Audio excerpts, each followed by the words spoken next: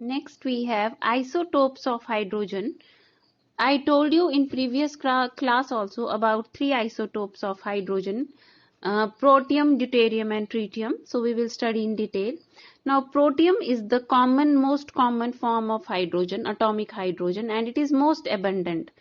So 99.985% hydrogen which is present in the atmosphere is protium, and its nucleus has one proton and there is no neutron in it. It has only one proton. Then second comes your deuterium. Deuterium is 0.0156% present in the atmosphere. Its nucleus has one proton and one neutron. And this is the 1H2, that is the way we write it. Then it forms D2O, heavy water, which has many industrial uses. Then third form is tritium. Tritium is highly radioactive in nature. Its nucleus has one proton and two neutrons, and this is how it is formed. See, 1H3, this is the way you write tritium. Now we will take nitrogen, and nitrogen is bombarded with a neutron. What we get is carbon 12 and we get tritium. Another method is when lithium is bombarded with a neutron, we get helium and we get tritium. This is the method of formation. Now next we will study, there are two types of hydrogens, orthohydrogen and parahydrogen. So what are orthohydrogen and parahydrogens? Molecules of hydrogen in which the spins of both nuclei are in the same direction.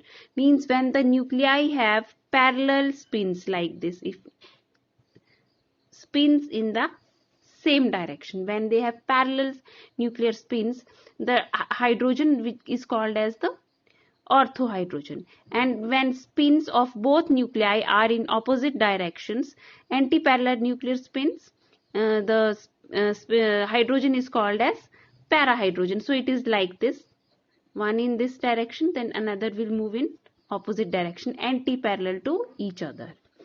Then these are the isotopes. Then next we have ratio of ortho to parahydrogen. Ratio of orthohydrogen to parahydrogen. They are present in ratio 3:1 at room temperature. So generally they exist in equilibrium like this, orthohydrogen and parahydrogen. But this is the graph showing variation of ortho and parahydrogen with temperature. So this is temperature and this is orthohydrogen, parahydrogen. At low temperature parahydrogen is in abundance, but as we increase the temperature, the ratio of orthohydrogen that increases. Now we will study that at 0 degree Kelvin, hydrogen mainly contains parahydrogen due to more stability. Now parahydrogen is more stable as compared to orthohydrogen at low temperature due to anti-parallel spin, which get cancelled out. Then at temperature of liquefaction of air, the ratio of ortho to para is 1:1. As we increase the temperature, the ratio of orthohydrogen starts increasing. At 27 degrees Celsius, means at 300 degree Kelvin, ratio of orthohydrogen to parahydrogen is 3:1. And even at very high temperatures, the ratio of orthohydrogen to parahydrogen, it remains 3:1 only. It is not more than this. It remains 3:1 only. So this is the these are the nuclei of ortho and parahydrogen respectively. This is the nuclei, this is the nuclei. Orthohydrogen, parallel nuclear spins in the same direction, and parahydrogen, anti-parallel nuclear spins in the opposite direction. Then next we have, after orthohydrogen and parahydrogen, we have their properties. Now we can get pure parahydrogen if you want. We can get pure parahydrogen at a temperature close to 20 degree Kelvin, very low temperature. At that temperature we can have almost pure parahydrogen, but it is never possible to get a sample of hydrogen containing more than 75% of orthohydrogen.